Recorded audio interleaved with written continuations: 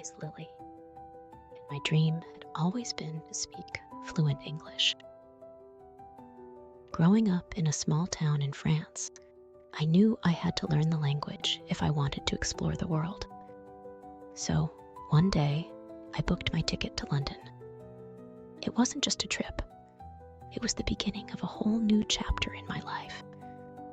As I sat on the plane, staring out at the clouds, my mind was racing.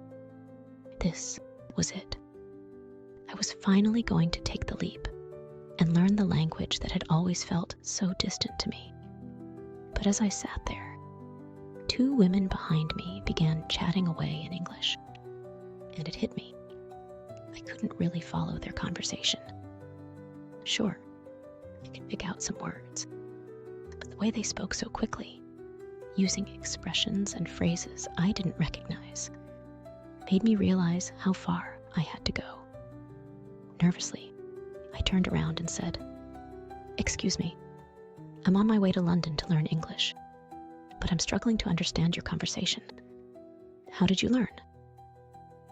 The women looked at each other and smiled.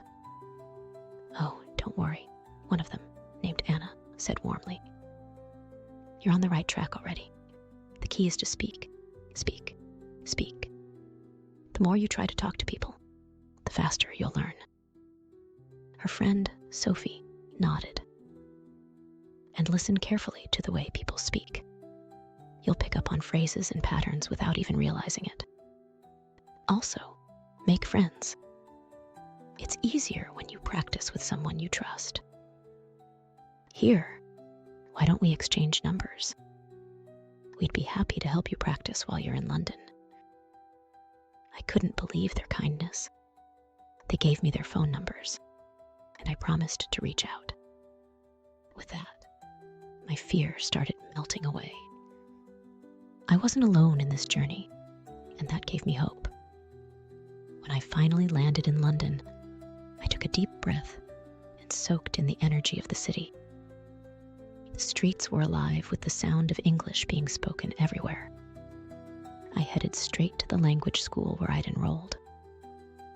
On my first day, I walked into the classroom and met my teacher, Mr. Clark, who greeted us all with a bright smile. "Welcome, everyone," he said. "I know learning English can seem like a huge challenge, but I have a method that will make it easier for you. It's simple, effective, and if you follow it, you'll be speaking fluently in no time." He grabbed a marker and wrote on the board, "Read, listen, think, speak." "This method has worked for hundreds of my students," he continued. "Let me explain how it works." I leaned in, eager to hear what he had to say. "First, read something in English every day. It doesn't matter what it is: books, newspapers, even street signs.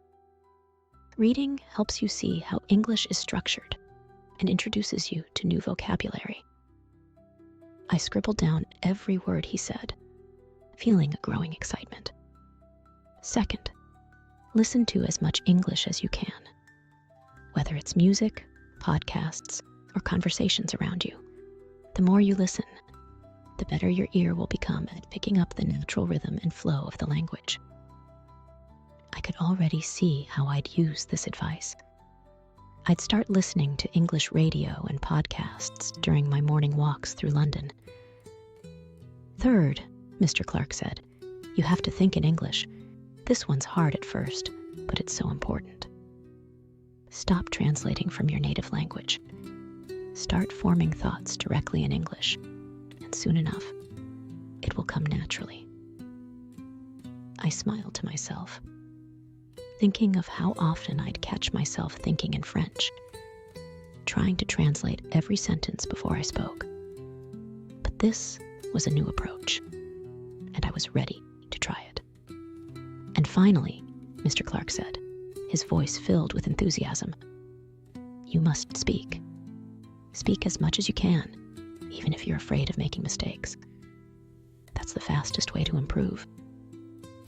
He paused, letting his words sink in. I knew this was going to be tough, but The idea of talking to people, practicing every day, excited me. I could already see myself having real conversations in English, something that had felt so impossible just a few days ago. After class, I was brimming with energy.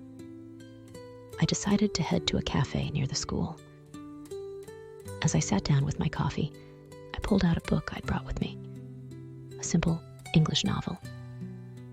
I'd read one page, then translate each sentence in my head, just to make sure I understood everything. I was making progress, but it was slow. Suddenly, I heard a voice beside me. "Are you reading in English?" a man asked, smiling as he sat down at the table next to mine.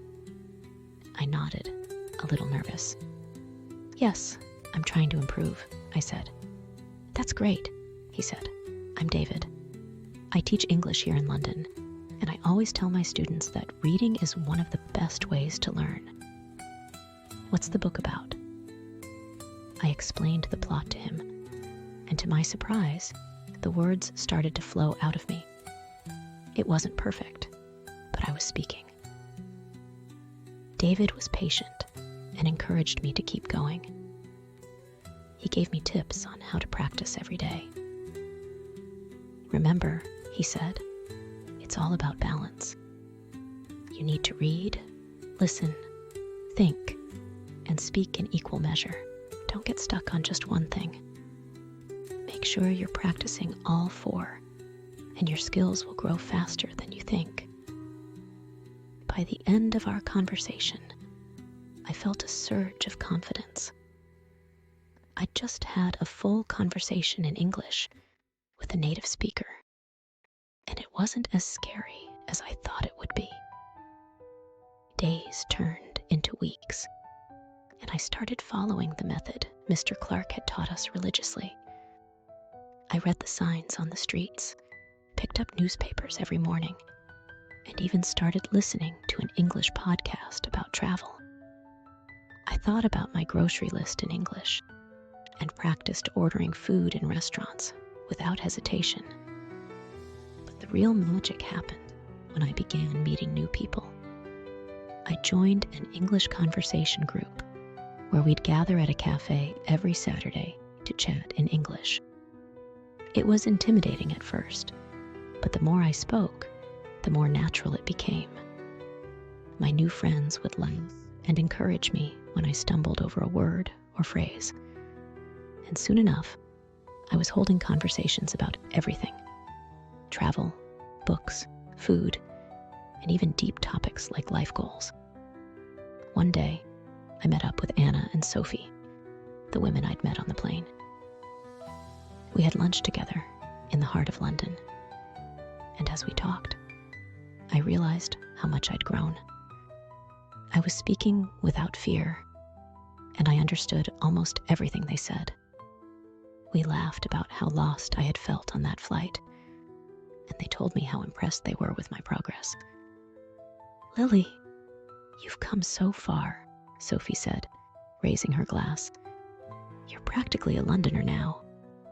We all laughed, and I couldn't help but feel proud of myself. As the weeks went by, I grew more confident with my English, but I knew I still had a long way to go, especially with my accent. One day, during a class, a student named Thomas raised his hand. He was a tall guy from Germany, struggling with the same thing I was: his accent. "Mr. Clark," Thomas began, "I understand a lot of English now, but my accent is strong. People can tell immediately that I'm not a native speaker.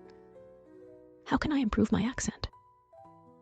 Mr. Clark smiled, clearly happy that Thomas had asked this. "Good question, Thomas. Accents are tricky because they are shaped by the sounds we grew up hearing in our native languages. But improving your accent is possible. First, you need to listen closely to how native speakers form their sounds. Watch their mouths when they speak. Notice the shape of their lips and tongue. Also, record yourself speaking and listen back. Compare it with native speakers. saw Thomas nodding, but I wanted to ask something too. How long does it take to change your accent? That depends, Mr. Clark said thoughtfully. It's not about completely losing your accent. Accents are part of who we are. It's more about making your speech clear and easy to understand. And with practice, you'll notice improvement over time. Don't rush it. The most important thing is to communicate confidently.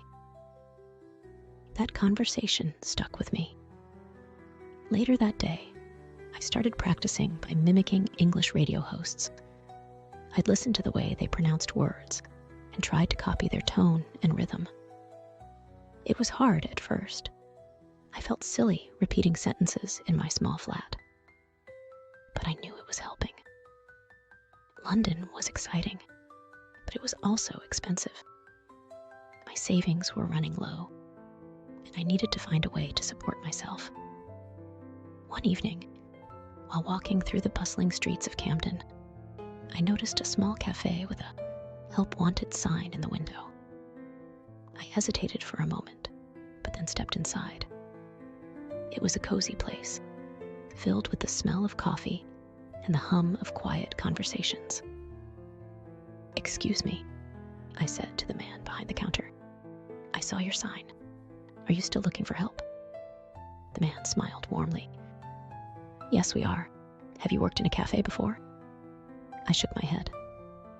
"No, but I'm willing to learn." He introduced himself as Jack, the owner of the cafe. And after a short conversation, he hired me for a part-time cleaning job. It wasn't glamorous, but I didn't care. I was just happy to have some income. The cafe turned out to be the perfect place to practice English. Every day, I'd chat with customers as I cleaned tables, and slowly, I noticed my confidence growing. People were kind and patient, and soon enough, I found myself not just cleaning, but also taking orders at the counter. One afternoon, a regular customer named Emily came in. She was a cheerful young woman who always had time for a chat. "How's your English coming along, Lily?" she asked as I handed her coffee. "Better, I think," I said with a smile. "I talk to a lot of people here, so that helps." Emily nodded. "Conversation is key. You're doing the right thing. And don't worry about making mistakes. Everyone does." Working at the cafe gave me a new way to immerse myself in English. I started picking up everyday phrases, learning new words, and hearing different accents from the diverse crowd that visited. It wasn't just a job anymore. It was an opportunity to grow. One morning in class, a student named Maria raised her hand. Maria was from Spain, and though her vocabulary was strong, she struggled with pronunciation. "Mr. Clark," she asked, "I know a lot of words, but I can't always pronounce them correctly. How can I improve?" Mr. Clark nodded. Pronunciation is all about repetition and exposure.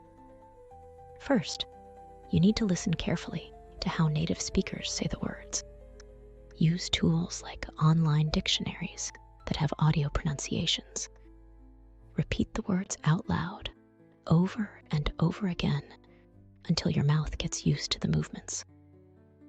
He then demonstrated the difference between two tricky sounds, the th in think and the s in sink.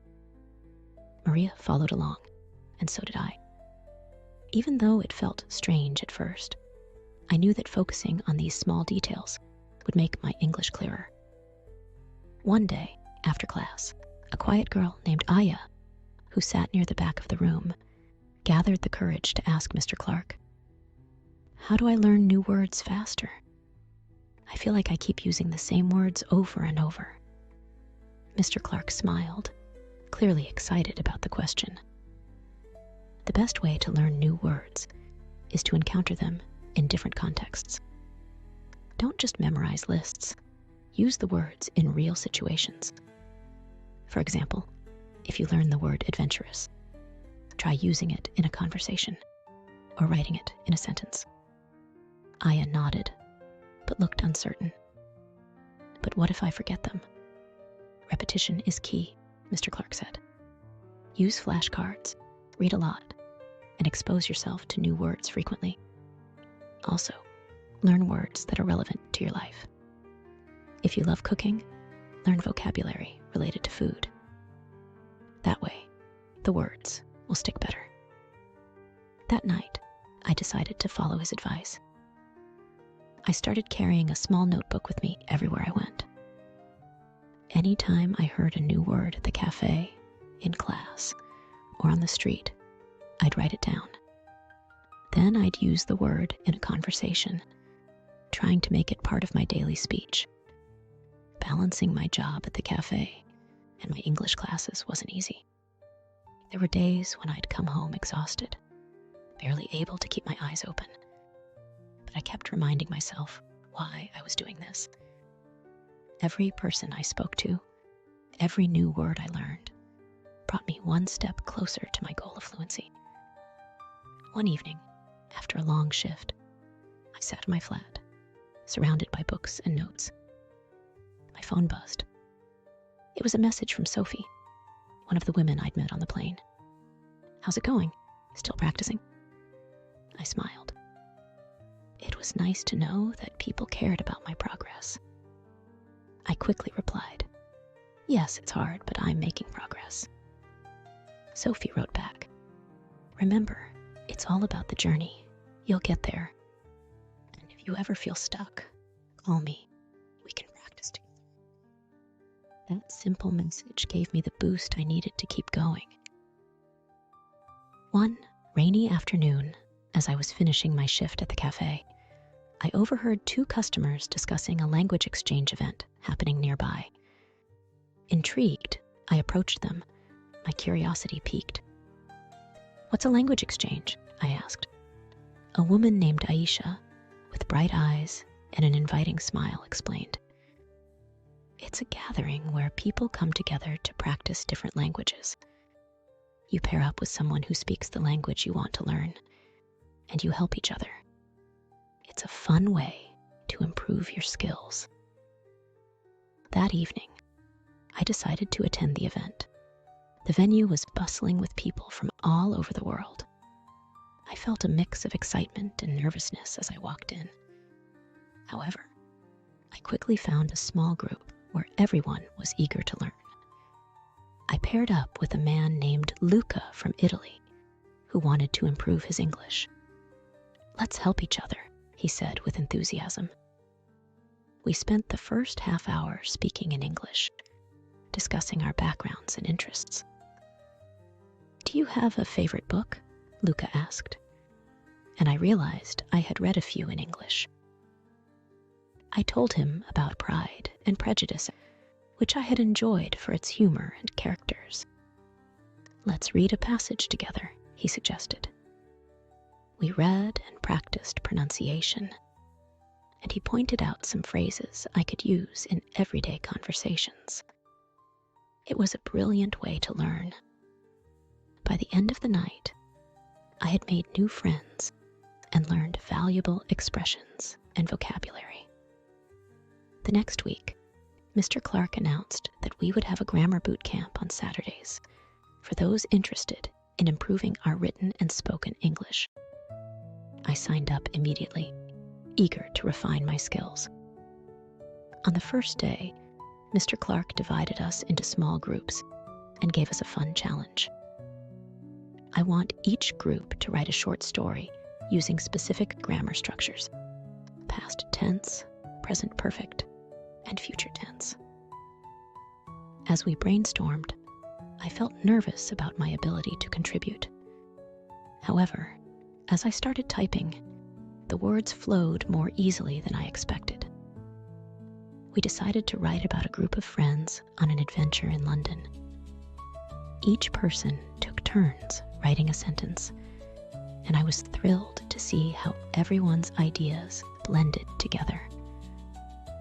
After we finished, Mr. Clark had us read our story aloud. Hearing the various accents and styles in our group made me realize how diverse our experiences were, and it gave me the confidence to speak more freely. During one class, Mr. Clark emphasized the importance of listening. To speak well, you must first listen well.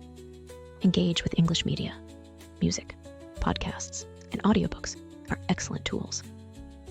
That evening, I decided to try listening to an audiobook. I chose The Alchemist by Paulo Coelho, a story about pursuing dreams. I found a version read by a native speaker with a clear voice. As I listened, I focused on the intonation and rhythm of the sentences, repeating some phrases out loud. The more I listened, the more I understood. I realized that storytelling helped me remember phrases and vocabulary. I began to look for English songs with lyrics I liked and followed along. The catchy melodies made learning new words easier. As my confidence grew, I noticed an announcement for a public speaking competition at school. It seemed daunting, but something inside me pushed me to sign up. I wanted to challenge myself further. I decided to speak about my journey of learning English and the experiences I had encountered in London. I spent days preparing my speech, practicing in front of the mirror, and recording myself to evaluate my tone and pronunciation. The day of the competition arrived, and my heart raced. I was nervous, but as I took the stage and saw the supportive faces of my classmates, I felt a surge of determination. I began my speech, sharing my struggles, triumphs, and the people who had supported me. Learning a new language is like climbing a mountain, I said. It's tough, but the view from the top is breathtaking. The applause at the end was exhilarating. I didn't win, but I gained something far more valuable: confidence in my speaking abilities. After my public speaking experience, I joined a creative writing club that met every Thursday. We would brainstorm ideas and share our writing with each other. One week, we were tasked with writing short poems. I had never written poetry before, but I was excited to try. Inspired by the sights and sounds of London, I wrote about the beauty of the city and my journey through it. Sharing my poem with the group felt vulnerable, but the encouragement I received motivated me to keep writing. The club also helped me learn new vocabulary. We discussed literary devices like metaphors and similes and how they can enhance our writing. I began to incorporate these into my stories, making my descriptions more vivid and engaging. As the months went by, I started to embrace my mistakes more. One day at the cafe, I accidentally mixed up a customer's order. I apologized profusely, and to my surprise, the customer smiled and said, "No worries, we all make mistakes." That small moment taught me an important lesson. Mistakes were a natural part of learning, and instead of letting them discourage me, I could use them as stepping stones to improve. I began to see every conversation and interaction as an opportunity to practice and grow. One Saturday, after my grammar boot camp, I received a text from Sophie. "I'll be in London next week. Can we meet?" I was thrilled. She had been so supportive during my journey. When Sophie arrived, we decided to meet at a park. As we strolled along the pathways, I eagerly shared my experiences, from the cafe job to the public speaking competition. Sophie listened intently, beaming with pride. "Lily, you've come so far. I can see the confidence in you," she said. "Have you thought about where you want to go with your English skills?" I paused to think. "I'd love to travel more, maybe even work in a company where I can use English every day." She smiled and encouraged me. Just keep pushing yourself. You're doing great. As my time in London progressed, I started contemplating my next steps. I knew I wanted to stay immersed in English, but I also wanted to explore different opportunities. One afternoon, I went to the local library and discovered a section dedicated to internships and volunteering. I picked up a brochure about an organization that helped international students adjust to life in London. They were looking for volunteers to assist with their English programs. Excited about the possibility, I decided to apply. Not only would this give me more practice, but it also felt rewarding to help others on their journey, just as I had been helped. After applying to volunteer at the organization, I was thrilled to receive an acceptance email. My first day was filled with nervous excitement. I arrived at the center, which was bustling with students from diverse backgrounds. The program aimed to help newcomers practice their English through conversation sessions. I was assigned to assist a group of students from different countries, including Ahmed from Egypt and Maria from Spain. During our sessions, I found myself sharing my learning experiences while encouraging them to practice speaking. Ahmed struggled with pronunciation, often asking, "How can I make my accent sound more natural?" I recalled the advice Mr. Clark had given us about listening. "Try listening to native speakers and imitate their sounds," I suggested. "It might feel funny at first, but it helps." We practiced together, repeating sentences and phrases until he felt more comfortable. One day, while I was volunteering, I ran into Mr. Clark. He was visiting to see how the program was running. "Lily, it's great to see you here. How are you finding the experience?" "I love it. I get to practice my English and help others at the same time," I replied, my face lighting up. Mr. Clark smiled and said, "Teaching is one of the best ways to learn. You're doing fantastic work." His words filled me with pride, and I realized how much I had grown since arriving in London. One afternoon, Maria asked, "How can I learn new words quickly? I feel overwhelmed by all the vocabulary." I remembered a technique I had learned in class, keeping a vocabulary journal. Why not start a journal? Write down new words you encounter, along with their meanings and example sentences. Reviewing them regularly can help you remember. We all decided to create our own vocabulary journals during our next session. Each week, we would share our favorite new words and use them in sentences. This activity not only expanded our vocabulary, but also fostered a sense of community. As our sessions continued, we grew closer as friends. One day, we discussed exploring more of London. "Let's plan a trip to the British Museum," suggested Ahmed. "It will be a fun way to practice our English and learn more about history." Excited about the idea, we organized a weekend outing. On the day of our trip, we spent hours wandering through the museum, marveling at ancient artifacts. We practiced our English by describing what we saw and discussing our thoughts on the exhibits. At one point, I found myself explaining the Rosetta Stone to a couple of tourists. "This stone helped us understand Egyptian hieroglyphs," I said, feeling a sense of pride in my knowledge. My friends chimed in with their insights, showcasing our growing confidence in speaking English. One evening, while returning from a group outing, I received a call from my landlord. "Lily, I need to discuss your rent. There's been an increase, and I understand if it's a problem," he said. My heart sank. I was already struggling financially with my part-time job. I thought about the possibility of moving, which made me anxious. I shared my concerns with Sophie during our weekly catch-up. "Maybe you can look for a roommate or another job," she suggested. I realized she was right.